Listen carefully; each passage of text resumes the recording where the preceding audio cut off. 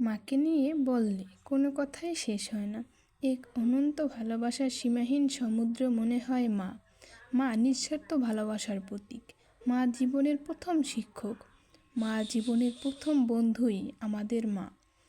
মা সম্পর্কে কিছু বিশেষ অনুভূতি। ছোটবেলায় পড়ে গেলে বা ভয় পেলে মা যেন একমাত্র আশ্রয় ও নিরাপত্তার ঠিকানা। মা আমাদের ন্যায্যতা, ধৈর্য, আত্মসম্মান শেখায়। কখনো বইয়ের কথা না বলে অনেক শিক্ষা দিয়ে থাকেন। মায়ের চোখে কখনো খুশি, কখনো দুঃখ, তার অনুভূতি আমাদের জীবনের প্রতিফলন ঘটে।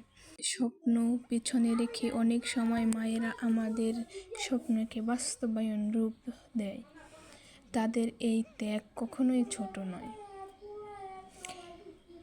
বাংলাদেশি সাংস্কৃতিক প্রেক্ষাপটে মায়ের ঘর, সমাজ সব কিছুর প্রাণ। তারা শুধু সংসার যত্ন নেন না, আমাদের আত্মার গীত ও গুঞ্জরিত করেন। মা একেবারে নির্জীব শক্তির মতো, যিনি সব বাধা অতিক্রম করে আমাদের নিরাপদ রাখেন। আপনার মাকে নিয়ে কোনো নির্দিষ্ট স্মৃতি, গল্প, অনুভূতি যদি থাকে তাহলে শেয়ার করতে পারেন। আমি সেগুলো শুনতে আগ্রহী।